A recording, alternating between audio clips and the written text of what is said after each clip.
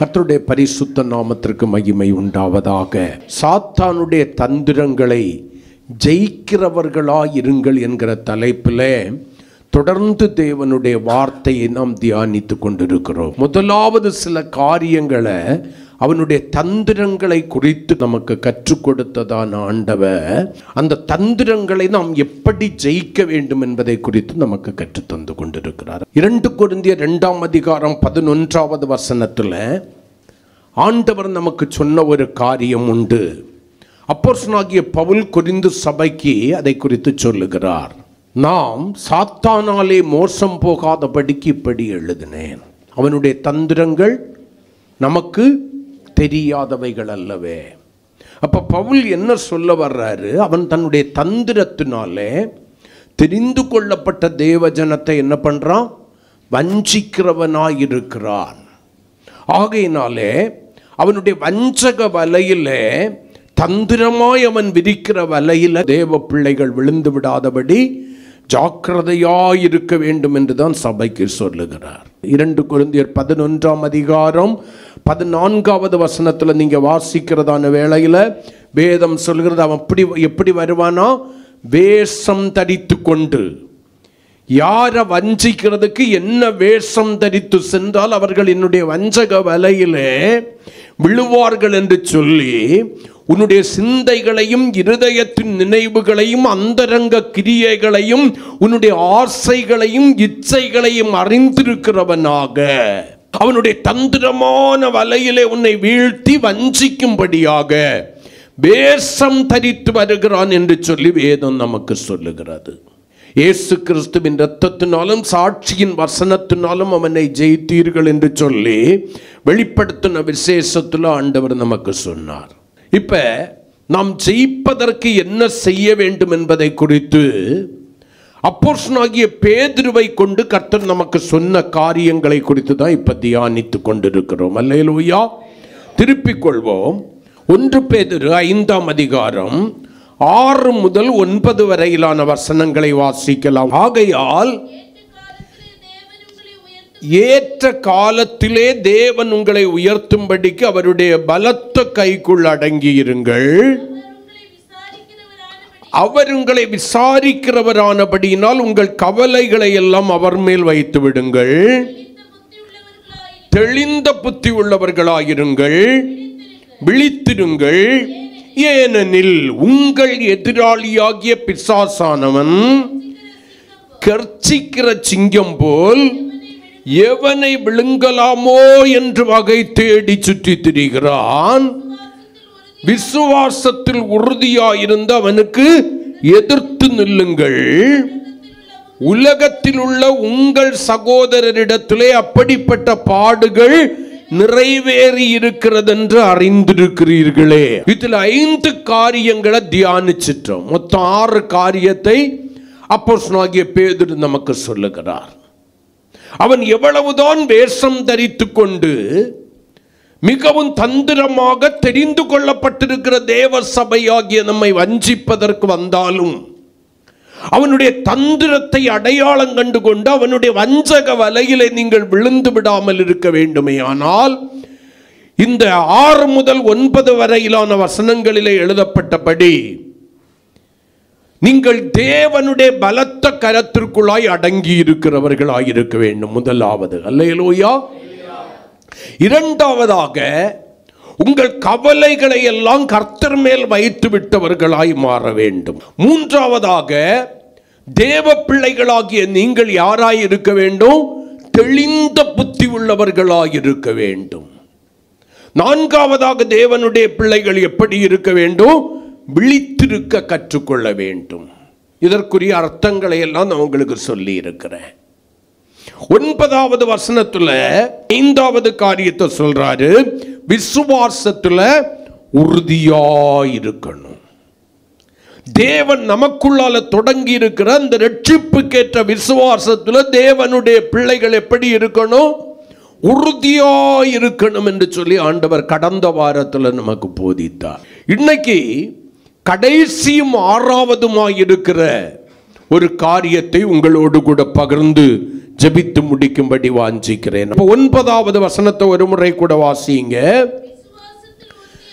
விசுவாசத்தில் உறுதியாயிருந்து அவனுக்கு எதிர்த்து நில்லுங்கள்.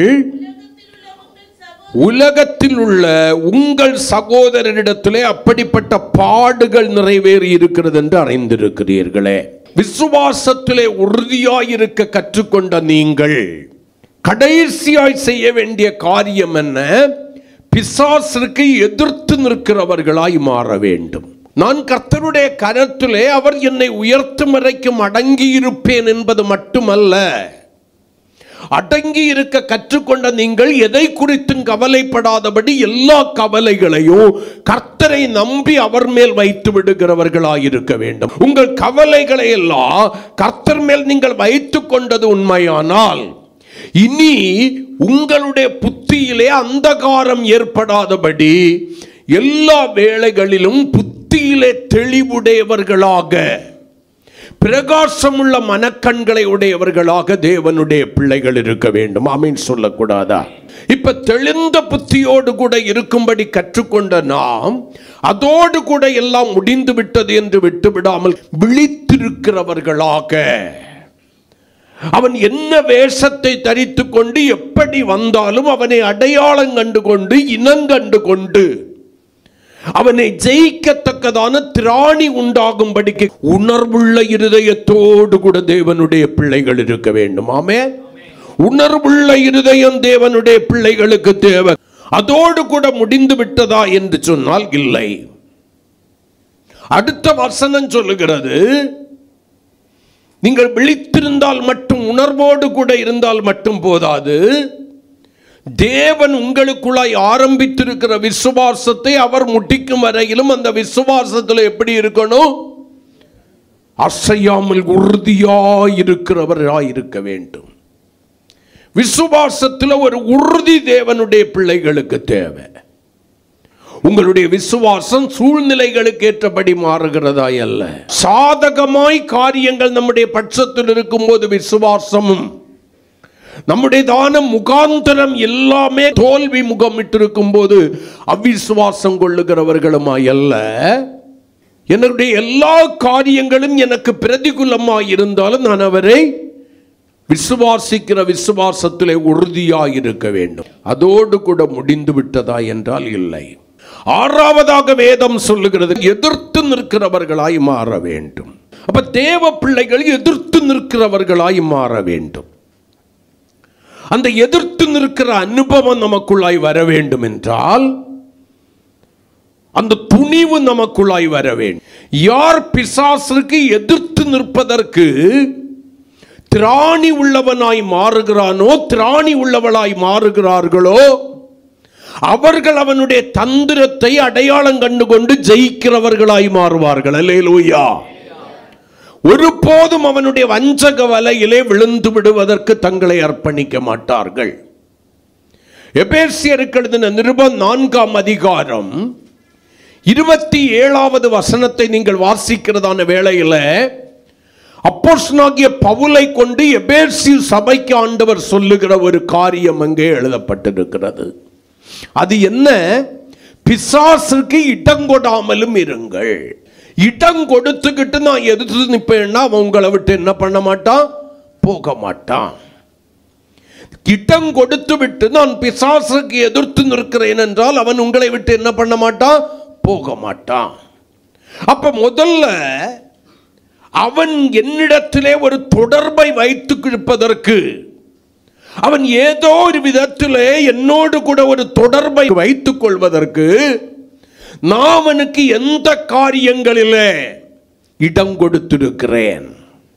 தேவனுக்கு பிரியமில்லாத, வசனத்திற்கு புறம்பான, நான் கேட்டும் அறிந்தும் இருக்கிற சத்தியத்திற்கு விரோதமான எந்த காரியம் என்னிடத்திலே இருக்கிறது?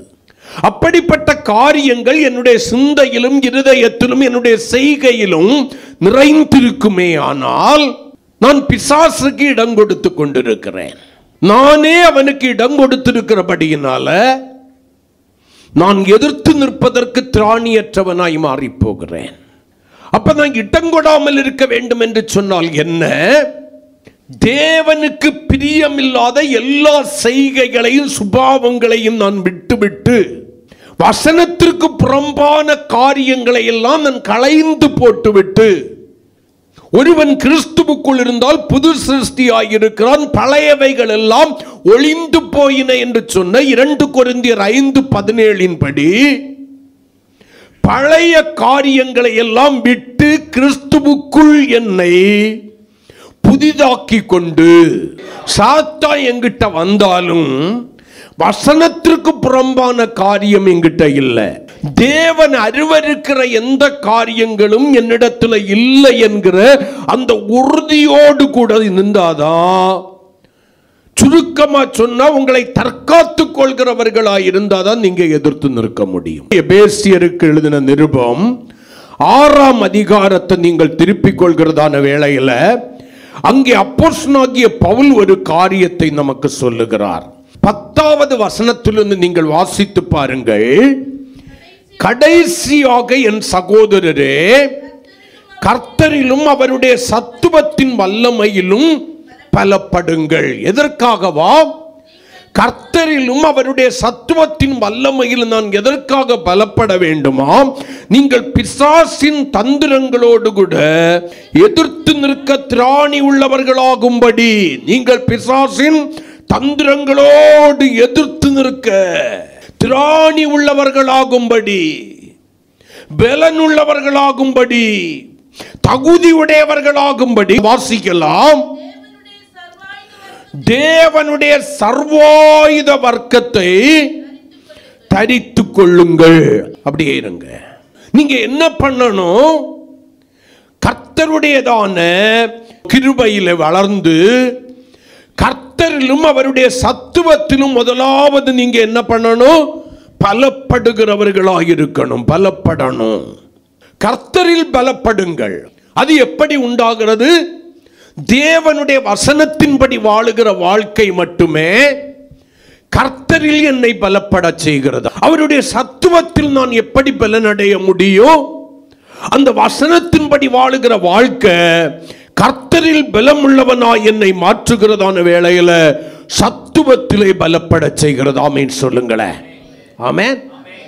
அப்ப மொத்தத்தில் அது எங்க நீங்க சுத்திக்கிட்டு வந்தாலும் கிறிஸ்தவ வாழ்க்கையினுடைய நோக்கம், அது பழைய ஏற்பாடாகட்டும் புதிய ஏற்பாடாகட்டும், திரும்ப திரும்ப நமக்கு கற்றுக் கொடுக்கிற ஒரு காரியம் வசனத்தின் படியான ஒரு வாழ்க்கை.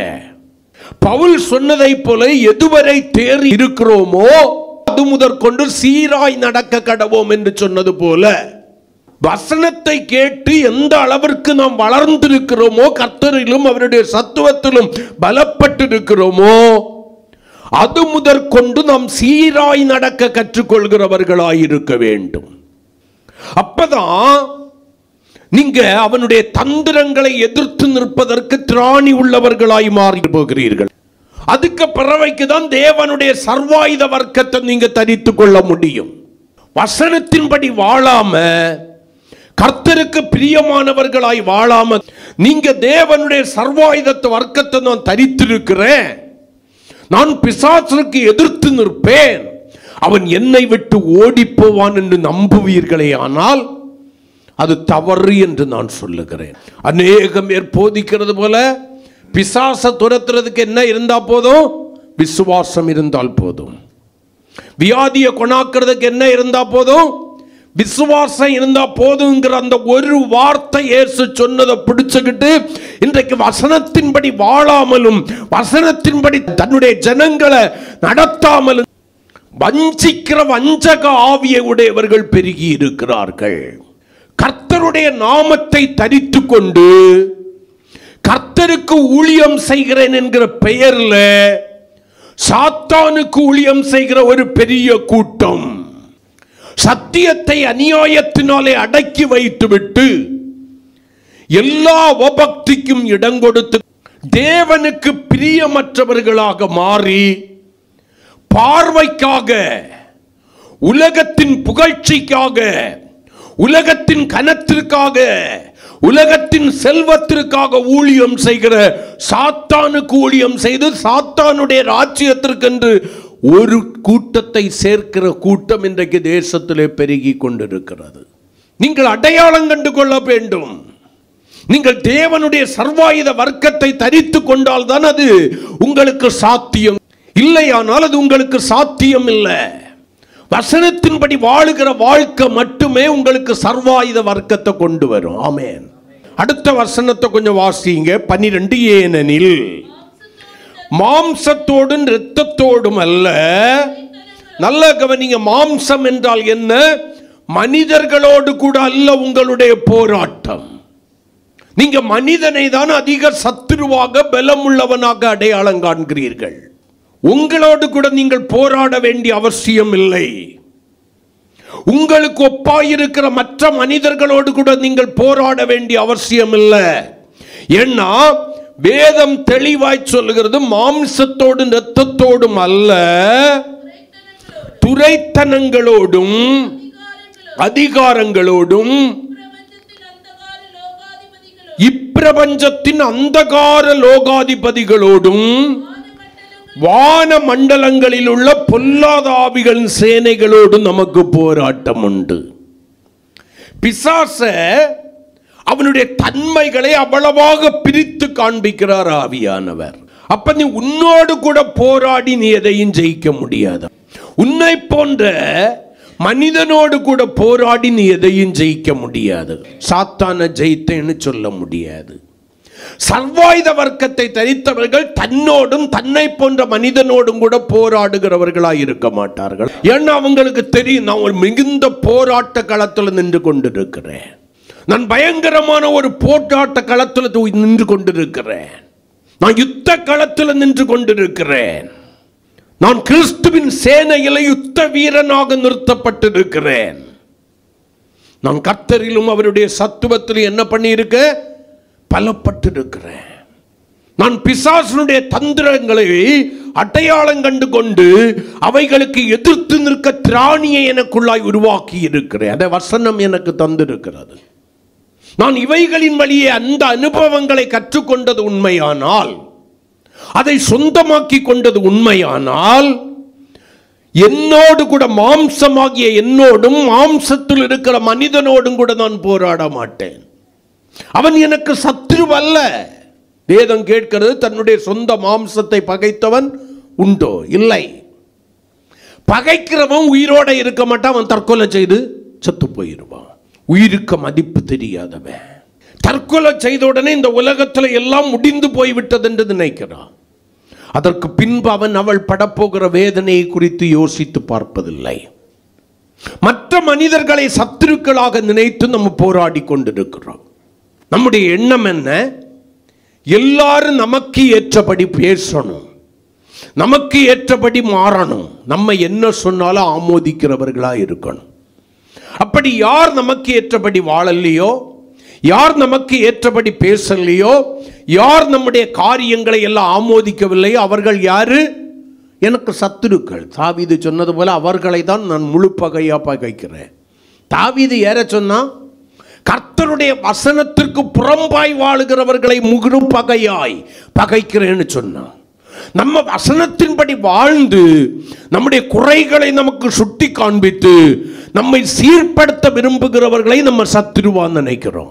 வெளியே சிரிச்சு உள்ளால என்ன பண்ணணும் தெரியுமா? திட்டி கிழிக்கிறோம். ஏன்? இன்னும் நீங்கள் சர்வாயுத வர்க்கத்தை தரித்து கொள்ளவில்லை. அவனுக்கு ஏதோ ஒரு விதத்தில் நீங்க என்ன பண்ணியிருக்கீங்க? இடம் கொடுத்திருக்கீங்க. எதிர்த்து நிற்கதான திராணி உடையவர்களாய் நீங்கள் இன்னும் மாறவில்லை. கர்த்தருக்கு ஸ்தோத்திரம். அப்ப என்னுடைய எதிராளி யாருன்னு சொல்லி அடையாளம் கண்டுகொள்ள வேண்டும். நீங்கள் தானே சவுலின் ஆவியை உள்ளவர்களாய் இருக்கக்கூடாது. தனக்கு முன்னால நிற்கிற எதிராளி யாருன்னு சொல்லி அவனுக்கு அடையாளம் கண்டுகொள்ள முடியவில்லை. சவுல் எதை பார்க்கிறான்? எவ்வளவு ஹைட்டு, எவ்வளவு வெயிட், அவனுக்கு ஈட்டிய பாரு. நம்மால எதிர்த்து நிற்க முடியாது. யோனத்தான் பலசாலி தான், சவுலினுடைய குமாரன். அவனும் ஒதுங்கிக் கொள்கிறான். தாவீதின் சகோதரர்கள் இருக்கிறார்கள் அந்த யுத்த சேனைக்குள்ளால, அவர்களும் ஒதுங்கிக் கொள்கிறார்கள். சவுலின் யுத்த வீரர்கள், படை வீரர்கள், சேனாதிபதிகள் இருக்கிறார்கள், அவர்களும் ஒதுங்கிக் கொள்கிறார்கள். இரவு பகல் 40 நாள் பயந்து கொண்டிருக்கிறார்களே தவிர ஒருவனுக்கு கூட அவனை எதிர்த்து நிற்பதற்குரிய என்ன இல்லை? திராணி இல்லை. நீங்க இப்படி நினைக்க கூடாது. கண்ணை மூடிக்கிட்டு இயேசுவின் நாமத்தினால போ பிசாசேன்னு சொன்ன உடனே போயிரும்னு நீங்க நினைக்கிற கூடாது. எனக்கு வல்லமை இருக்கு, வரம் இருக்கு, நான் போய் ஜெபம் பண்ணினேன்னா பிசாசு ஓடிடுவான்னு நினைச்சனா உனக்கு முன்னால உன் வீட்டுல போய் நிற்பான். திராணி இல்லாம பிசாசை துரத்த போனேன்னா அப்போஸ்தலர்களை வாசிக்கிறத ஞாபகத்துல வச்சுக்கோங்க. இயேசுவையும் தெரியும், பவுலையும் தெரியும். நீ யாரு? எந்த நாமத்தினால விரட்டுகிறானோ அந்த இயேசுவின் நாமத்தினாலே வெளியேறிப்போ. 1-2 பேர் இல்லை. அந்த ஆசாரியனுடைய குமாரர்கள் எத்தனை பேரு? 7 பேர். அந்த ஆசாரியன் அவன் தகப்பன் ஆசாரியன். அந்த ஆசாரியனுடைய குமாரர்கள் 7 பேர் சேர்ந்து பவுலுடைய கூட இருந்து கிரியை நடப்பித்து பிசாசை துரத்துகிற இயேசுவின் நாமத்தினால பிசாசை துரத்த துணிகிறார்கள். எதிர்த்து நிற்கிறாங்க. திராணி இருக்கான்னு தெரியல. இன்னைக்கு நம்முடைய அநேக பேர் அப்படிதான். கர்த்தரிலும் அவருடைய சத்துவத்திலும் பலனடையாமல் நம்முடைய எதிராளி யார் என்பதை அடையாளம் சரியாய் கண்டுகொள்ளாமல் எதிர்த்து நிற்கிறவர்களாயிருக்கிறோம். கர்த்தருக்கு எதிர்த்து நிற்கிறோம், பரிசுத்த ஆவிக்கு எதிர்த்து நிற்கிறோம், அவருடைய வசனத்திற்கு எதிர்த்து நிற்கிறோம், அவருடைய வசனத்தை கொண்டு வருகிற தேவ ஊழியக்காரர்களுக்கு எதிர்த்து நிற்கிறோம். ஆனால் எதிர்த்து நிற்க வேண்டியது யாருக்கு? தந்திரமாய் நம்மை வஞ்சிக்க வருகிற பிசாசுக்கு. அவனை குறித்து என்னெல்லாம் வேதம் சொல்லுது பாருங்க. துரைத்தனம், அதிகாரம், இப்பிரபஞ்சத்தின் அந்தகார லோகாதிபதி, வானம் மண்டலத்தில் உள்ள பொல்லாத ஆவிகளின் சேனை. வேதம் அவனுக்கு அப்படிப்பட்டதான பெயர்களை இடுகிறது. அவன் யாரா வேணும்னா நம்ம கிட்ட வரலாம். மறுபடியும் சொல்றேன், வேதம் சொல்லுகிறது அவன் எப்படி வருகிறான்? வேஷம் தரித்து வருகிறவன். வேஷம் தரித்து வருகிறவன். அவன் என்ன வேஷம் தரித்து வந்தாலும் அவன் யார் என்கிறதான அடையாளத்தை நீங்க கண்டுகிடணும். ஒரு ஸ்கூல்ல மாறுவேட போட்டி ஒன்று நடந்துச்சு. என்ன மாறுவேடம், என்ன வேஷம் யாருக்கு கொடுக்கப்படுகிறது என்று பேரண்ட்ஸுக்கு சொல்லவே இல்லை. ஸ்கூலு பேரண்ட்ஸை கலந்து கொள்ள சொன்னாங்க. ஒவ்வொரு பிள்ளைகளும் தங்களுக்கு கொடுக்கப்பட்ட வேஷத்தின்படி அலங்கரிக்கப்பட்டு மேடைகளிலே தோன்றுகிறார்கள். பெரும்பாலான பெற்றோர் தன்னுடைய பிள்ளை என்ன வேஷம் தரித்திருக்கிறது என்று தெரியாது. இது என்னுடைய பிள்ளை என்று அடையாளம் கண்டு கொண்டார்கள். இது என்னுடைய பிள்ளை என்று அடையாளம் கண்டு கொண்டார்கள். அந்த பிள்ளை முழுவதும் மறைக்கப்பட்டிருக்கிறது, வேஷம் தரித்திருக்கிறது.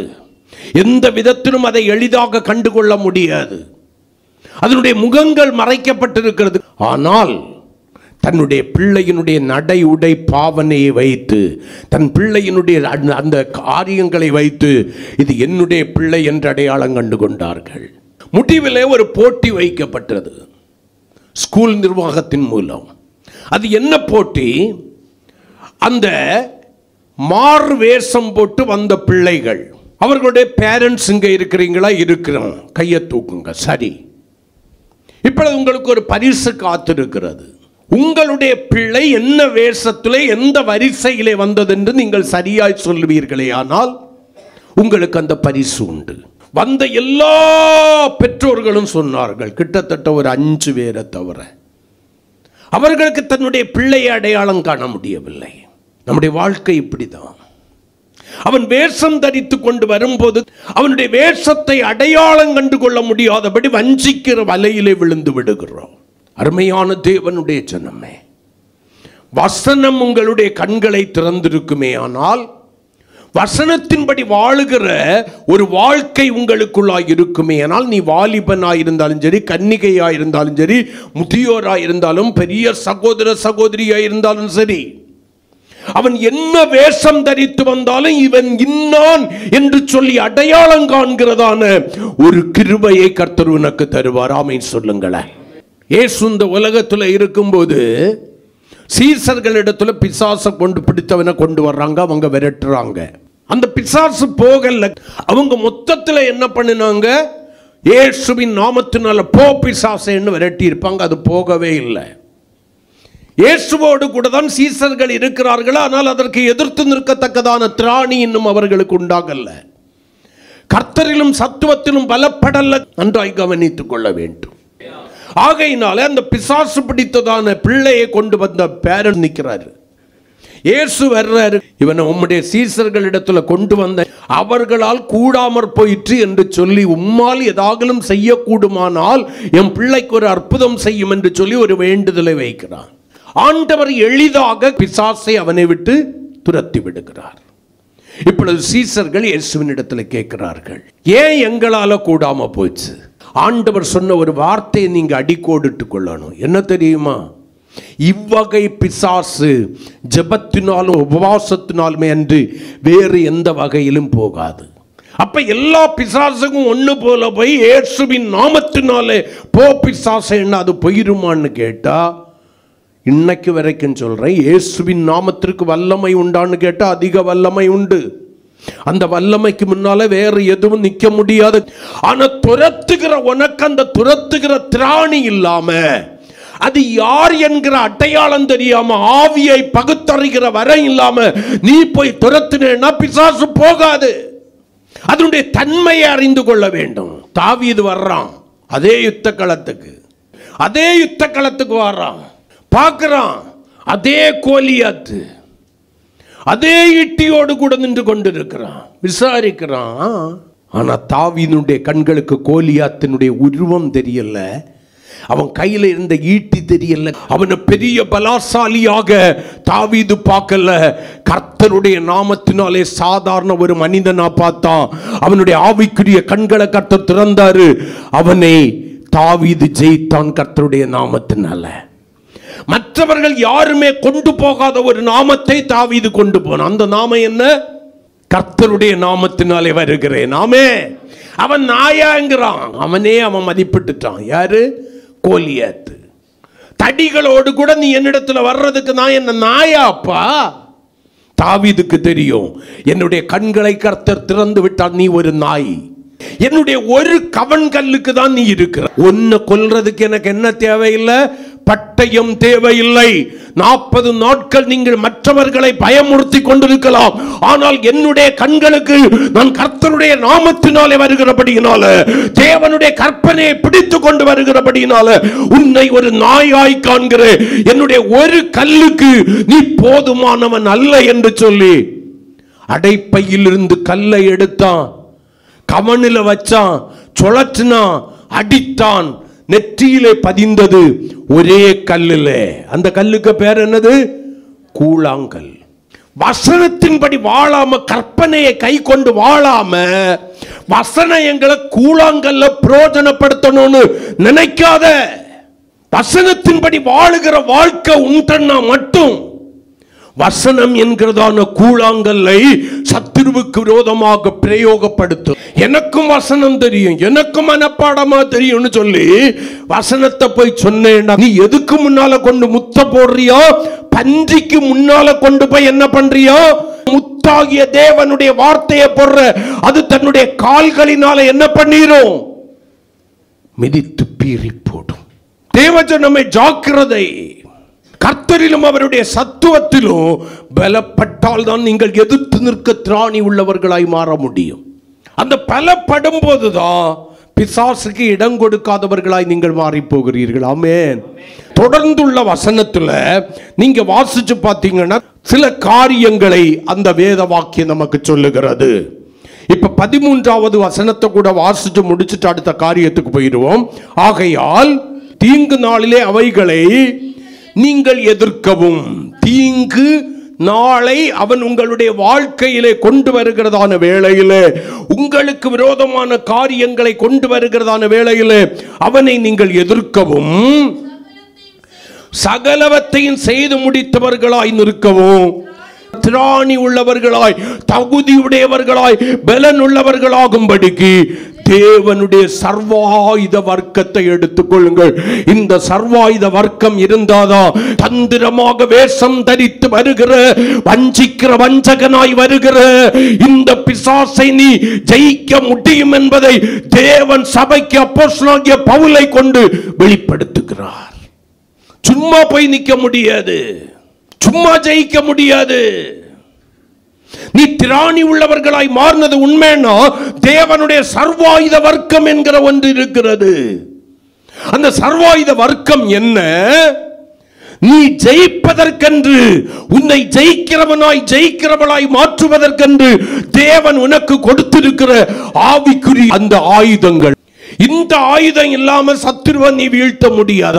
இந்த ஆயுதத்தை யார் தரித்திருக்கிறார்களோ,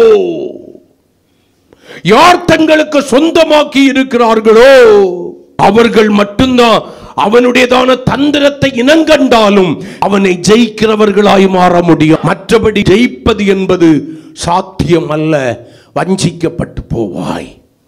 இப்ப 9 காரியங்கள் அங்கே வரிசைப்படுத்தப்பட்டிருக்கிறது. நீங்கள் வேதாகமத்தில் வாசிக்கிறதான வேளையில 14வது வசனத்திலிருந்து 18வது வசனம் வரையிலையும் 9 காரியங்கள் அங்கே ஒழுங்குபடுத்தப்பட்டிருக்கிறது. 9 ஆயுதங்கள் என்று சொல்லுவேன். அந்த சர்வ ஆயுத வர்க்கம், இந்த எல்லா வர்க்கத்தை, இந்த எல்லா ஆயுதத்தை நீ என்ன பண்ணணும்? தேவ பிள்ளைகள் தரித்துக் கொள்ள வேண்டும். இது ஊழியக்காரர் மட்டும் அல்லது குறிப்பிட்ட ஒரு சாரார் மட்டும் தரித்துக் கொள்ள வேண்டிய ஆயுதம் அல்ல. நான் வஞ்சிக்கிறவனுடைய வஞ்சக வலையிலே விழுந்து விடக்கூடாது என்கிற எண்ணமுடையவர்கள் எத்தனை பேரோ அத்தனை பேரும் இந்த சர்வாயுத வர்க்கத்தை என்ன பண்ணணும்? தரித்துக் கொள்ள வேண்டும். அல்லேலூயா. முதல் சர்வாயுத வர்க்கம் என்ன? 14வது வசனம் வாசிக்கலாம். சத்தியம் என்னும் கச்சையை உங்கள் அறையில் கட்டினவர்களாயும் போதும். சத்தியம் என்னும் அறையினால் நீங்கள் கட்டப்பட்டவர்களாய் மாற வேண்டும். இயேசு சொன்னாரு, நானே வழி, நானே சத்தியம். இயேசு சொன்னாரு, என்னுடைய வசனமே சத்தியம். இதுதான் சத்தியம் அண்ணா. இயேசு உங்களுடைய வாழ்க்கையிலே சத்தியமும் ஜீவனுமாய் மாறினது உண்டானால், வழியாய் மாறினது உண்டானால், அல்லேலூயா, வசனம் சத்தியம் என்பதை அறிந்திருக்கிற தேவ பிள்ளையே. ஆனால் இங்கே சத்தியம் என்று எழுதப்பட்ட அந்த ஆயுதத்துக்கு பேர் என்ன தெரியுமா? உண்மையும் உத்தமமும். சத்தியம் என்றால் உண்மை என்கிற ஒரு பொருள் உண்டு. ஆமென். அப்ப இயேசு எனக்கு சத்தியமாய் மாறினது உண்மையானால், அவருடைய வார்த்தை எனக்கு சத்தியமாய் மாறினது உண்மையானால், நான் யாரா மாறுவேன்? உண்மையும் உத்தமமும் உள்ளவனாய் மாறுவேன். ஒரு தேவனுடைய பிள்ளை தேவனுக்கு முன்பாக நடந்து கொண்டு யார் உத்தமனாய், யார் உண்மை உள்ளவனாய், உண்மை உள்ளவளாய் இருக்கிறார்களோ அவர்கள் சாத்தானை ஜெயிக்கிற முதல் சர்வாயுத வர்க்கமாகிய அந்த ஆயுதமாகிய சத்தியம் என்கிற ஆயுதத்தை பெற்றுக் கொள்கிறார்கள். உண்மை இல்லாம பொய்யும் மாய்மாலமும் பித்தலாட்டமும் வச்சுக்கிட்டு வாழ்க்கையில சாத்தானுக்கு எதிர்த்து நின்னா அவன் உன்னை பார்த்து நகைப்பான். யோ நீ ஏன் லிஸ்ட்ல இருக்கிறப்பா? நான் தான் நீ பேசுகிற பொய்க்கு பிதாவே நான் தான். நீ பேசுகிற பொய்யினுடைய பிதா நான் தான். என்னுடைய ஆயுதத்தை வச்சுக்கிட்டு நீ என்னையே எதிர்க்கிற. அல்லேலூயா. புரியுதா உங்களுக்கு? இயேசு யாரு? உண்மை உள்ளவர். நம்ம ஆண்டவர் யாரு? உண்மை உள்ளவராக இருக்கிறார். அவர்கிட்ட போனோம்னா நமக்கு என்ன தேவை? உண்மைதான் தேவை. சாத்தானுகிட்ட போறதுக்கு உங்களுக்கு பெரிய பிரச்சனை இல்லை. நீங்க எதுவும் இழக்க வேண்டாம். நீங்க பொய்யையும் மாய்மாலத்தையும் வேஷத்தையும் விட்டு விடாதவர்களாயிருந்தால், பொய்யை அங்கியாக தரித்து கொண்டிருக்கிறவர்களாயிருந்தால், எவ்வளவோ எச்சரிக்கப்பட்டு கடிந்து கொள்ளப்பட்டும் உணர்வில்லாமல் இருக்கிற பொய்யின் பிதாவாகிய பிசாசுக்கு இடம் கொடுக்கிறவர்களாயிருந்தால், நீங்கள் சாத்தானை எதிர்த்து நிற்பதற்குரிய திராணியை இழந்து போகிறீர்கள். அதனால தான் பிலிப்பியர்ல பவுல் சொல்லும்போது சொல்லுவார், நல்லா நீங்க கவனிக்கணும், உண்மை உள்ளவைகள் எவைகளோ அவைகளையே நினைத்து கொண்டிருங்கள். நிறைய காரியம் எழுதுவார், அந்த ஒன்றை மட்டும் நான் சொல்றேன். தேவ பிள்ளைகள் நினைத்து கொண்டிருக்க வேண்டிய காரியம் என்ன? உண்மைக்கு புறம்பான எந்த காரியத்தையும் சிந்திக்க கூடாது. உண்மைக்கு புறம்பான எந்த காரியத்தையும் பேசக்கூடாது. உண்மைக்கு புறம்பான எந்த காரியத்தையும் செய்யக்கூடாது. உண்மைக்கு புறம்பான எந்த காரியத்திற்கும் ஒத்து போகிற சப்போர்ட் பண்ணக்கூடாது. பொய்யில பிறந்து பொய்யில சாகணும்னு நினைக்காத. மெய்யான கிறிஸ்து உனக்காக ஜீவனை கொடுத்திருக்கிறார். அல்லேலூயா. நீ சொல்லுகிறதான பொய் என்ன ஒன்றும் செய்யாது, எத்தனையோ பொய் சொல்லிட்டு இன்னும் என்னுடைய வாழ்க்கையில ஒன்றும் நடக்கல அப்படின்னு நினைச்சேன்னா நான் சொல்றேன், நீ சொல்லுகிற அநேக பொய்கள் ஒரு நாளிலே உன்னுடைய வாழ்க்கையிலே தீமைக்கு ஏதுவாய் நிறைவேறுவதை காண்பாய். உன்னுடைய அந்தரங்க வாழ்க்கையிலே, செய்கையிலே, கிரியையிலே உண்மை உண்டோ? உண்மை என்கிறதான சர்வாயுத வர்க்கத்தை நீ தரிச்சிருக்கிறியா? அதை தரிக்காமல் எப்படி நீ பிசாசுக்கிடம் அவனிட்ட போய் எதிர்த்து நிற்பேன் என்கிறாய்? அவன் உன்னை பார்த்து நகைப்பானே. இரண்டாவதாக அதே வசனத்தை வாசிங்க. நீதி என்னும் மார்க்கவசம். என்ன தரிச்சுக்கணுமா? இதமா நீதி என்கிற மார்க்கவசம். மார்க்கவசம் எதுக்காக தரிப்பாங்க சொல்லுங்க? யுத்த களத்தில் நிற்கிறவன், சத்துருவோடு கூட யுத்தம் பண்ணுவதற்கு முன் இருக்கிறவன், தன்னிடத்தில் பட்டயம் இருக்கலாம், கேடயம் இருக்கலாம், தலைச்சீராவை அணிந்திருக்கலாம். ஆனால் சத்துரு எய்கிற அக்கினி ஆஸ்திரம் தன்னை அழிக்காதபடிக்கு அவன் எய்கிறதான அந்த அக்கினி ஆஸ்திரம் தான் தரித்திருக்கிறதான அந்த மார்க்கவசத்திலே பட்டு இல்லாமற் போய்விடும். ஆமென், அல்லேலூயா. அப்ப தேவனுடைய பிள்ளைகளுக்கு இருக்க வேண்டிய சர்வாயுத வர்க்கமாகிய அந்த மார்க்கவசம் என்னவாம்? நீதி உடையவர்களாய் இருக்க வேண்டும். எந்த அளவுக்கு நீங்கள் உண்மை உள்ளவர்களாய், காரியத்திலே மறைமுகத்தன்மை அற்றவர்களாய் உண்மை உள்ளவைகளை சிந்தித்துக் கொண்டிருக்கிறீர்களோ அதே போல தேவனுடைய பிள்ளைகளாகிய உங்களுடைய வாழ்க்கையிலே நீதி உடையவர்களாய் இருக்க வேண்டும். நீதிதான் உங்க மார்க்கவசம். ஆமென். நீதியாய் நடக்கணும்னு வேதம் நமக்கு கற்றுக் கொடுக்கிறது. நீதியில ஸ்திரப்பட்டிருக்க வேண்டும் என்று சொல்லி வேதம் சொல்கிறது. அப்பதான் எதுக்கு தூரமாவியா? கொடுமைக்கு தூரமாவா என்று சொல்லி வேத வசனம் நம்மை படிப்பிக்கிறது. இன்னைக்கு தேவனுடைய பிள்ளைகளுடைய நினைவுகளில் நீதி உண்டா? தேவனுடைய பிள்ளைகள் பேசுகிற வார்த்தைகளிலே நீதி உண்டா? தேவனுடைய பிள்ளைகள் செய்கிற காரியங்களிலே நீதி உண்டா? தேவனுடைய பிள்ளைகள் என்று சொல்லிக் கொள்கிறோம், அவன் ஆண்டவருடைய சபை என்று சொல்லிக் கொள்கிறோம், நான் ரட்சிக்கப்பட்ட கூட்டம் என்று சொல்லிக் கொள்கிறோம், யுத்த வீரனாக யுத்த களத்திலே நிற்கிறேன் என்று சொல்லிக் கொள்கிறோம். ஆனால் நீதி என்கிற மார்க்கவசம் இல்லையே. உன்னுடைய சுய நீதியை அல்லவா சார்ந்து நிற்கிறாய்? ஏசாயாவின் புத்தகம் கடைசி அதிகாரம் சொல்லு, நம்முடைய நீதி எல்லாம் எப்படி இருக்கா? அழுக்கான கந்தையை போல அவருக்கு முன்னால இருக்கா. நம்முடைய நீதி நமக்கு தேவை அந்த நீதி அல்ல, வசனத்தினால் உண்டாகிற தேவ நீதி. ஆமென் சொல்லுங்களேன். அல்லேலூயா. நீதிக்கு புறம்பான அநீதியான காரியத்தை நான் சிந்திக்க மாட்டேன், பேச மாட்டேன், செய்ய மாட்டேன். அநீதியான எந்த காரியத்திற்கும் யாருக்கும் ஒத்து போக மாட்டேன். அந்த ஆயுதம் உங்ககிட்ட இருக்க. ஒருவர் தவறான ஒரு காரியத்தை சொல்லி இதை நீ செய் என்று சொல்லும் போது, அல்லது எனக்கு ஒத்துப்போ, எனக்கு சப்போர்ட் பண்ணு என்று சொல்லும் போது, அல்லது இதை மறைத்துக்கொள் என்று சொல்லும் போது, சர்வாயுத வர்க்கத்தை தரித்திருக்கிறேன் என்று சொல்லுகிற உன்னுடைய வாழ்க்கையில அதற்கு ஒத்து போகாதபடிக்கு, இசைந்து கொடுக்காதபடிக்கு எதிர்த்து நிற்கிறவனாய், எதிர்த்து நிற்கிறவளாய் இருக்கிறாயோ? நான் நீதியிலே ஸ்திரப்பட்டல்லவாய் இருக்கிறேன். எனக்காய் ஜீவனை கொடுத்தவர் அவர் நீதி உள்ளவராய் இருக்கிறது போல என்னையும் நீதி உள்ளவனாய் மாற்றி இருக்கிறார். அந்த நீதியை நான் இழந்துடக்கூடாது. அந்த நீதி என்கிற மார்க்கவசத்தை ஒரு காலம் நான் யாருக்காகவும் எதற்காகவும் எடுத்து கீழே வச்சிடக்கூடாது. அந்த மார்க்கவசம் எல்லா வேளையிலும் என்னுடைய மார்பிலே தடிக்கப்பட்டதாகவே இருக்க வேண்டும். உலக யுத்த களத்தில் நிற்கிறவனுக்கு சில வேளைகளில் யுத்தம் முடிந்து ரெஸ்ட் கிடைக்கலாம். ஆனால் ஆவிக்குரிய யுத்த களத்தில் நிற்கிறதான உன்னுடைய வாழ்க்கையில உண்மை என்கிற சர்வாயுத வர்க்கத்தையோ, நீதி என்கிற சர்வாயுத வர்க்கத்தையோ ஒருபோதும் கடத்தி வச்சிடக்கூடாது.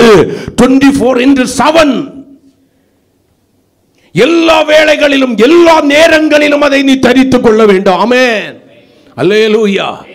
அப்ப உண்மை சத்தியமாகிய உண்மை, நீதியாகிய மார்க்கவசம். என்னுடைய சிந்தை, என்னுடைய வார்த்தை, என்னுடைய கிரியை எல்லாவற்றிலும் நிறைந்திருக்கிறதா இருக்க வேண்டும். அல்லேலூயா. வசனத்திற்கு புறம்பான எந்த காரியத்துக்கும் தேவனுடைய பிள்ளைகள் என்ன போட்டுறக்கூடாது? ஆமேன் போட்டுறக்கூடாது. 2 புரோட்டாவுக்கும் ஒரு சிக்கன் பீஸுக்கும் யாரும் ஆசைப்பட்டுறக்கூடாது. ஒரு மில்கி பாருக்கு யாரும் ஆசைப்பட்டுறக்கூடாது. 20க்கு 50க்கு யாரும் ஆசைப்பட்டுறக்கூடாது. நீ இழக்கிறது பெரிய பாக்கியத்தையும் ஸ்லாக்கியத்தையும் இழக்கிற. நீதி என்கிற மார்க்கவசத்தை சர்வாயுத வர்க்கம் தரித்துக்கொள். நீ அவனை எளிதாய் தந்திரத்தை அடையாளம் கண்டுகொண்டு வஞ்சக வலையிலே விழுந்து விடாதபடி ஜெயித்து கொள்ளலாம். ஆமேன் சொல்லுங்களேன். 3வது அடுத்த வசனத்தை வாசிங்க. சமாதானத்தின் சுவிசேஷத்திற்குரிய ஆயத்தம் என்னும் பாதரட்சையை கால்களிலே தொடுத்தவர்களாயும். அப்ப நான் கற்றும் அறிந்தும் இருக்கிற சுவிசேஷம் என்கிற விசேஷமாகிய கிறிஸ்துவை சமயம் வாய்த்தாலும் வாய்க்காவிட்டாலும் மற்றவர்களுக்கு சொல்ல வேண்டியது என் மேல் விழுந்த கடமை. சுவிசேஷத்தை பிரசங்கிக்காவிட்டால், விசேஷம் என்கிறதான இயேசுவை நேரம் கிடைக்கும் போதெல்லாம், இடம் கிடைக்கிற இடத்திலெல்லாம் நான் மற்றவர்களுக்கு அறிமுகப்படுத்துவதற்கு தவறிவிட்டேனே ஆனால் நட்பு முறிந்துவிடும், உறவு முறிந்துவிடும் என்கிற பயத்திலே சுவிசேஷமாகிய என் இயேசுவை நான் அடையாளம் காட்ட வேண்டியவர்களுக்கு அடையாளம் காட்டாமற் போனால், இன்னும் இருளில் இருக்கிற ஜனங்கள் வெளிச்சத்திலே கடந்து வருவதற்கு, அடையாளம் காட்டுவதற்கு நான் ஆயத்தம் இல்லாதவனாயிருந்தால் எனக்கு ஐயோ என்று சொல்லி வேதம் சொல்லுகிறது. நான் சொன்னா கேட்க மாட்டாங்க, அவன் கேட்பான்னு கிடையாது, ஒன்ன சொல்றது. ஆமேன் சொன்னீங்களே. அவன் கேட்கிறதும் கேட்காததும் அவனுடைய விருப்பம். நீ சொன்னியா என்கிறது தான் கேள்வி. நீ சொந்தமாக்கி கொண்ட இயேசுவை மற்றவர்களுக்கு அடையாளம் காட்டினாயா? உனக்கு ரட்சிப்பை தந்த இயேசுவை நீ மற்றவர்களுக்கு அடையாளம் காட்டினாயா? உன் பாவங்களுக்கு பரிகாரியாய் மாறின இயேசுவை நீ எத்தனை பேருக்கு அறிமுகப்படுத்தினாய்? நான் சொன்னா கேட்க மாட்டாங்க, உண்மைதான். எல்லாரும் கேட்பாங்கன்னு பைபிள் சொல்லல. ஆனாலும் சொல்ல வேண்டியது என் மேல் விழுந்த கடமை அல்லவா? சுவிசேஷத்தை சொல்வதற்கு நான் ஆயத்தமாய் இருக்க வேண்டுமே. கோல் சொல்வதற்கு ஆயத்தமாய் இருக்கிற, குண்டணி சொல்றதுக்கு ஆயத்தமாய் இருக்கிற, இல்லாததை மூட்டி விடுறதுக்கு ஆயத்தமாய் இருக்கிற, 3 5 6 சொல்றதுக்கு ஆயத்தமாய் இருக்கிற சபையே, ரட்சிப்பின் சுவிசேஷத்தை எத்தனை பேருக்கு சொல்லி இருக்கிறாய்? உங்கூட படிக்கிற, உங்கூட வேலை பார்க்கிற, உன்னுடைய உறவாய் இருக்கிற, உன்னுடைய அயலகத்தாய் இருக்கிற, உனக்கு அறிமுகமானவர்களாய் இருக்கிற எத்தனை பேருக்கு இந்த இயேசு என்கிற சுவிசேஷத்தை சொல்லும்படி ஆயத்தம் உள்ளவனாய் இருக்கிறாய்? புறம்பே இருக்கிறவர்களுக்கு நடுவே அவர்களை போல உன்னை அடையாளம் காட்டிக் கொள்கிறதான மனிதனாய் மனுஷியாய் நீ இருக்கிறாயோ? அவர்களை குறித்த இரத்த பழியை கர்த்தர் உன்னிடத்திலே கேட்க மாட்டாரோ? சபையே, என்ன நினைத்துக் கொண்டிருக்கிறாய்? ஆயத்தம். சுவிசேஷம் எங்கேயும் எப்போதும் யாருக்கும் சொல்லுவதற்கு ஆயத்தம். ஆயத்தம் என்னும் பாதரட்சை. சுவிசேஷனுடைய கால்கள் எப்படி இருக்கிறதா? அழகானவைகள். அந்த அழகான கால்களை ஆயத்தம் என்கிற பாதரட்சை எல்லாருக்கும் எப்பவும் இயேசுவை சொல்வதற்கு அணிந்து கொண்டவனாய் இருக்கணும். அப்பதான் இயேசுவின் வருகையில் நீ போக முடியும். பவுல் ஒரு பெரிய கூட்டத்தில் தான் பிரசங்கிக்கிறாரு. ஆனால் வசனம் எத்தனை பேருக்கு உள்ள கிரியை செய்தது? லீதியாளுடைய வாழ்க்கையில். சும்மா இயேசுவின் வருகையில எல்லாம் பறந்திடுவேன், நான் பறந்திடுவேன். சுவிசேஷம் அறிவிப்பதற்குரிய ஆயத்தம் என்னும் பாதரட்சையை சர்வாயுத வர்க்கமாய் தரித்திருக்கிறாயோ? எத்தனையோ பேருக்கு சொன்ன, யாரும் கேட்கல. இப்ப நான் சொல்றது இல்லைன்னு நினைக்கிறியா? சபைக்கு வாருங்கன்னு கூப்பிடுறது. எங்க சபைக்கு வெள்ளையும் கட்டிட்டு வான்னு சொன்னா ஒருத்தரும் வர மாட்டான். எனக்கு என்னை ரட்சித்த, என் பாவத்திலிருந்து அக்கிரமத்திலிருந்து என் மீறுதல் இருந்தோம் என்னை ரட்சித்த என் ஆண்டவராகிய இயேசுவை நீ சொந்த ரட்சகராய் ஏற்றுக்கொள்ளுன்னு சொல்லிப்பாரு. அவர் உனக்கு இரட்சண்யத்தின் சந்தோஷத்தையும் சமாதானத்தையும் தருகிறார்னு சொல்லிப்பாரு. உன்னுடைய வாழ்க்கையின் எல்லா சூழ்நிலைகளுக்கும் அவர் போதுமானவர் என்று சொல்லிப்பாரு. ஐயோ, என்ன பார்த்து கேட்பான், நீ போறிய உனக்கு என்ன கிடைச்சுன்னு சொல்லு.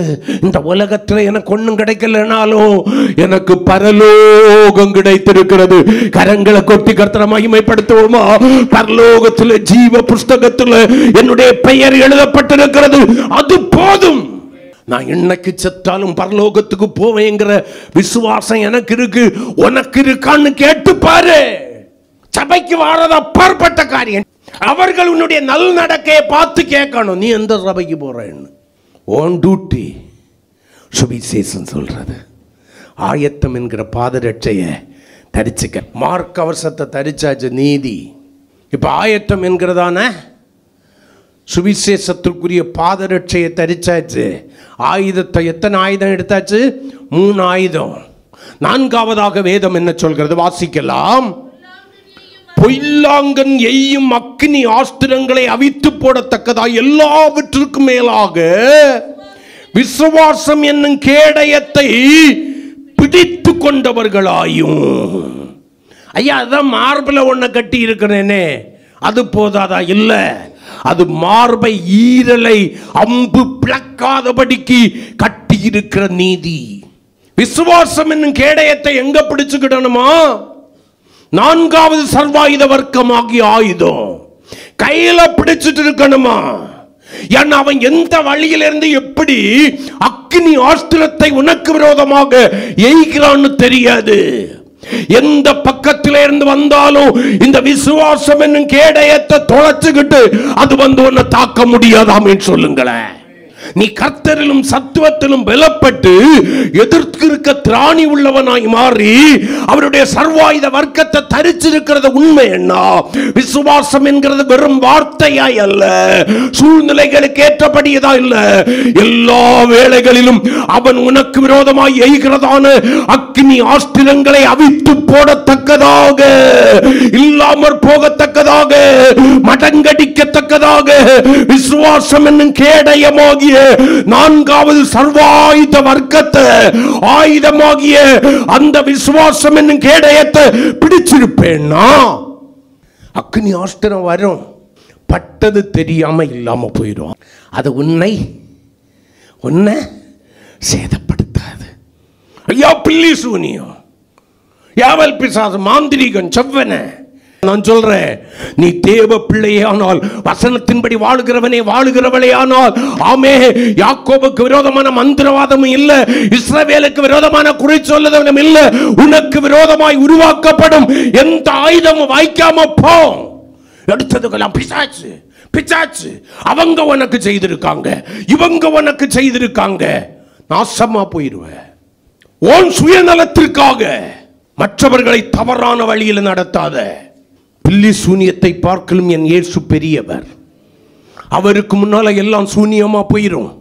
விசுவாசம் என்னும் கேடகத்தை நீ சரியா பிடிச்சிருக்கிறது உண்மையா, அது பில்லி சூனியம் என்கிற அக்னி ஆஸ்திரமா இருந்தாலும் அது இல்லாமற் போயிரும். உனக்கு விரோதமாய் உருவாக்கப்படுகிற எந்த ஆயுதமும் வாய்க்காதே போன்னு ஆண்டவர் சொல்லி இருக்கிறாரு. ஆமோதிக்கிறவங்க கரங்களை கொட்டி கர்த்தரை மகிமைப்படுத்துவாங்க. இல்ல பாதிப்பு வருதுங்கறியா? நான் சொல்றேன், இன்னும் நீ வசனத்தின்படி வாழ ஆரம்பிக்கல. பில்லி சூனியத்தை குறிச்ச பயம் இருக்கா? இன்னும் ஆண்டவருக்கு உனக்கும் சம்பந்தம் இல்ல. சம்பந்தம் இருக்குன்னா சொல்லுவ, அது என்னை ஒன்றும் சேதப்படுத்தாது. அவன் என்னதான் அக்னி ஆஸ்திரத்தை எரிஞ்சாலும் அதை அவித்து போடும்படியான, அதன் வல்லமையை குன்றச் செய்யும்படியான விசுவாசம் என்னும் கேடயம் என்கிற ஆயுதம் என்னுடைய கரத்தில் இருக்கிறபடியினால ஏது ஒன்றும் என்னை சேதப்படுத்த முடியாது. கரங்களை கொட்டி கர்த்தரை மகிமைப்படுத்துவோம். ஜெயிக்கணும்னா இது தேவையான தேவை. 5 வாசிக்கலாம். அடுத்தது, இரட்சண்யம் என்னும் தலைச்சிராவையும். இந்த கேடயத்துக்கு இன்னொரு விளக்கம் கூட சொல்றேன். 1 தெசலோனிக்கேயர் 5ஆம் அதிகாரம் 8வது வசனத்துல அந்த தலைச்சீராவை அப்போஸ்தலனாகிய பவுல் எதுக்கு ஒப்பிட்டு சொல்லுவார் தெரியுமா? நம்பிக்கைக்கு ஒப்பிட்டு சொல்லுவார். அந்த நம்பிக்கையிலும் தான் இந்த விசுவாசம் உருவாகிறது. விசுவாசம் என்கிறது நம்பப்படுகிறவைகள் மேல் உறுதியும் காணப்படாதவைகளின் மேல் நிச்சயமாய் இருக்கிறது. நம்பிக்கையிலிருந்து தான் விசுவாசம் உருவாகிறது. ஆமென் சொல்லுங்களேன். இப்ப 5வது 17வது வசனத்துல சொல்லுது, நல்ல கவனிங்க, இரட்சண்யம் என்னும் தலைச்சீரா. இப்ப மார்பில போட்டாச்சு, கையில வச்சிருக்கிற ஒரு கையில ஈட்டியோ பட்டயமோ ஏதோ ஒன்று இருக்கிறது, கால்ல கவசம் எல்லாம் போட்டுட்டு தலை பாக்கி இருக்கு. நீ ரட்சிக்கப்பட்டவனே ரட்சிக்கப்பட்டவளே ஆனால் ரட்சிப்பை குறித்து உறுதியான நம்பிக்கை உனக்கு இருக்குமே ஆனால், விசுவாசம் உனக்கு இருக்குமே ஆனால், இயேசுவின் இரத்தம் என்னுடைய சகல பாவங்களையும் கழுவி என்னை சுத்திகரித்திருக்கிறது, நான் ரட்சிப்புக்கு ஏற்ற விசுவாசத்தை உடையவளாய் மாறி ஆத்தும ரட்சிப்பாகிய விசுவாசத்தின் பலத்திற்கு பங்குள்ளவளாய் இருக்கிறேன் என்கிற ரட்சிப்பின் நிச்சயம் உனக்கு இருக்குமே ஆனால், இந்த தலைச்சிடா எதுக்கு தெரியுமா? ஆவிக்குரிய அர்த்தத்தில் சொல்றேன். வீண் சிந்தனைகள் உங்களை கலங்கடிக்காதபடிக்கு உங்களுடைய இருதயம் சிந்தையும் ஒரே இருதயமாக இருக்கும்படிக்கு, கிறிஸ்து இயேசுவில் இருந்த சிந்தை உங்களிலே இருக்கும்படிக்கு, சத்துருவனுடையதான மைண்ட மாற்றாதபடிக்கு, மூளையில பாதிப்பு கொண்டு வராதபடிக்கு நீ என்ன பண்ணணுமா தெரியுமா? கர்த்தர் உனக்கு கொடுத்திருக்கிற ரட்சிப்பை விசுவாசத்தோடு தலைச்சீரவாய் வைத்துக் கொள்ள வேண்டும். அதுக்கு மேல அவன் வராது. நான் ரட்சிக்கப்பட்ட, எனக்கு மைண்ட் கான்ஃபிடென்ட்டா இருக்க மாட்டேங்குது, வீணான சிந்தை எனக்கு வருது. இன்னும் உனக்கு ரட்சிப்பை கொஞ்சம் செக்அப் பண்ணணும். எங்கேயோ ஓட்ட விட்டு இருக்க, ஐயோ டென்ஷன் டென்ஷன் டென்ஷன் கூமுட்ட. நீ கிறிஸ்துவுக்குள் வாழுகிறவனே ஆனால், வாழுகிறவளே ஆனால், ஏது டென்ஷன்? டென்ஷன் எல்லாம் லூசா மாறிடும். எப்ப எல்லாம் உன் சிந்தனையில கிறிஸ்துவுக்கு ஏற்ற, கிறிஸ்து இயேசுவில் இருந்த சிந்தையை தவிர இன்னொரு சிந்தை வீணாக தோன்றுகிறதோ, அப்பவே நினைச்சுக்க, எங்கேயோ ரட்சிப்பின் தலைச்சீராவை நான் கலத்தி வச்சுட்டு என்ன அது தலையில பாதிக்குது, தூக்கி மாட்டிக்கிற ஆண்டவரே, இரட்சண்யம் என்ன சந்தோஷத்தை எனக்கு திரும்பவும் தந்து உற்சாகம் என்ன ஆவியினால் என்னை தாங்கும்படி செய்யும்னு சொல்லி தேவ சமூகத்துல கதர்னு தாவீதை போல கதறு. அடுத்து வாசிக்கலாம் அதே 17வது வசனம். தேவ வசனமாகிய ஆவியின் பட்டயத்தையும் எடுத்துக்கொள்ளுங்க. அதுக்கு பிறகு தான் வசனம் என்கிற பட்டயத்துக்கு வேலை. சும்மா எடுப்பில் 4 வசனத்தை வச்சு மனப்பாடம் பண்ணிக்கிட்டு எல்லா இடத்திலையும் போய் வசனத்தை போடக்கூடாது. வசனம் என்கிற ஆவியின் பட்டயம் எத்தனாவது ஆயுதம்? 6வது ஆயுதம். இந்த 5 சர்வாயுத வர்க்கத்தை தரிச்சுக்கிட்ட பிறகுதான் வசனம் என்கிற தேவனுடைய வசனம். உன்னுடைய சுய ஞானத்திலிருந்து உண்டாகின வசனம் இல்ல, சினிமா டயலாக் இல்ல, தேவன் கொடுத்த தேவனுடைய வார்த்தையாய் இருக்கிற, ஆவியும் ஜீவனுமாய் இருக்கிற தேவ வசனமாகிய ஆவியின் பட்டயத்தை பிரயோகிக்க ஆரம்பிக்க வேண்டும். கரங்களை கொட்டி கர்த்தரை மகிமைப்படுத்துவோம். அவன் வெட்டுண்டு விழுந்து போயிருவான். நீ எதிர்த்து நிற்பதற்கு திராணி உள்ளவனா மாறுற. வசனத்துக்கு உனக்கு சம்பந்தம் இல்லாத வெறும் வாக்கு தத்தத்துக்கு உனக்கு மட்டும்தான் சம்பந்தம். பயப்படாதே, நான் உன்னை மீட்டுக்கொண்டு, பயப்படாதே, கலங்காதே, திகையாதே, நான் உன் தேவன், நான் உன்னை பலப்படுத்தி உனக்கு சகாயம் செய்வேன், நான் உன்னை விட்டு விலகுவதும் இல்லை, உன்னை கைவிடுவதும் இல்லை, நீ எப்கேடில் இருந்தாலும் நான் உன்னோடு கூட இருக்கிறேன் அப்படின்னு சொல்லி தகுதியே இல்லாத வாக்கு தத்தத்தை மட்டும் ஆயுதமாக்கி கிழிச்சு விடுவாரு. வாக்கு தத்தத்திற்கு நிபந்தனை கொடுக்கப்பட்டிருக்கிறது. ஆவியின் பட்டயம், அதை வீசு, அதை எடுத்து பிரயோகப்படுத்து. 6ஆம் ஆயுதம், சத்துரு விழுந்துருவான். 7வதாக அடுத்த வசனம் வாசிக்கலாம். எந்த சமயத்திலும் வேண்டுதலோடும் விண்ணப்பத்தோடும் ஆவியில், சும்மா மாமிசத்தில் ஜெபம் பண்ண கற்றுக்கிடக்கூடாது. கண்டல படங்களை கந்தல ரபவுட்டாதல இயேசுவின் நாமத்தினால் ஆண்டவரை லட்டை தாரும், புட்டை தாரும், ஜாங்கிரியை தாரும், பப்சோடாவை தாரும், அவனுக்கு பெண்ணை கூடும், இவளுக்கு மாப்பிள்ளையை கூடும், அவளுக்கு பிள்ளையை கூடும், ஆண்டவரை அந்த குடும்பத்துக்கு ஆசீர்வாதத்தை தாரும். கூலிக்கு ஆசைப்படுற பிள்ளையாமின் ஆவியை உடையவனே உடையவளே, அநீதித்தின் கூலிக்கு ஆசைப்படுகிற பிள்ளையாமனுடைய ஆவியை உடையவனே உடையவளே, நீ நீதிமான் மரிக்கிறது போல மரிக்க விரும்பலாம், ஆனால் துன்மார்க்கரோடு கூட பட்டயத்தினால் மடிந்து செத்து போவாய். ஜாக்கிரதை. வசனத்தை எல்லா இடத்துலையும் போய் பிரயோகிக்க கூடாது. ஆமென் சொல்லுங்களேன். பிரயோகிக்க வேண்டிய இடத்துல உன்னை திராணி உள்ளவனாய், திராணி உள்ளவளாய் மாற்றி பிரயோகிக்கணும். இல்லைன்னா வசனத்தை குறித்து ஒரு காரியத்தை சொல்கிறேன், உங்களுக்கு யாருக்கும் புரியலைன்னா, இதுவரைக்கும் புரியலைன்னா சொல்கிறேன். வசனம் இருபுறமும் கருக்குள்ள பட்டயம். தகுதி இல்லாமல் அதை எடுத்து வீசினேன்னா, வீச்சு வாழை பார்த்துருக்கீங்களா? வீச்சு வாழை எத்தனை பேர் பார்த்துருக்கீங்க? எனக்கு வீச தெரியும்னு சொல்லிக்கிட்டு வசம் இல்லாமல் வீசினேன்னு வச்சுக்க, எதிராளியை அல்ல உன்னை வெட்டி போட்டுடும். வீச்சு வாளுக்கு வேலை அதுதான். அதை எல்லாரையும் உபயோகிக்க முடியாது. பயிற்சி பெற்றவர்களை தவிர வேற யாரும் அதை என்ன பண்ண முடியாது. அவனுக்கு முதல்ல தெரிஞ்சிருக்கணும், நான் வீசினா அது என்கிட்ட தான் வரும், அது என்னையும் காயப்படுத்தும். வசனம் என்கிற ஆவியின் பட்டயத்தை தகுதி இல்லாம திராணி இல்லாம வீசி ஜெயிக்கலான்னு நினைச்சேன்னா, சத்துருவை ஜெயிக்கலான்னு நினைச்சேன்னா, அந்த பட்டயம் உன்னிடத்திற்கு உன்னை திரும்பி உன்னிடத்திற்கு வந்து உன்னை அதமாக்கிடணும்னு நினைச்சு மறந்து போயிடாத.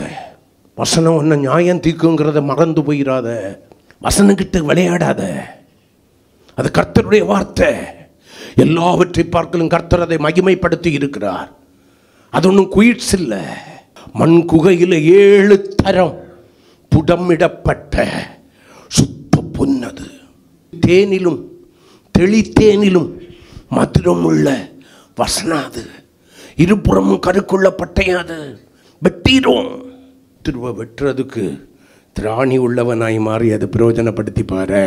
அது நல்ல ஒரு சர்வாயுத வர்க்கம். 7வது சர்வாயுத வர்க்கம் ஆவியின் பட்டயமாகிய தேவனுடைய வசனம். 8 எந்த சமயத்திலும் அல்லேலூயா அல்லேலூயா ஜெபம். ஆவியில ஜெபம். என்ன பண்ணணும்? ஆவியில ஜெபம் பண்ண. மாம்சத்தில் ஜெபம் பண்ணக்கூடாது. பரிசுத்த ஆவிக்குள் ஜெபம் பண்ணணும்னு வேதம் சொல்லுது.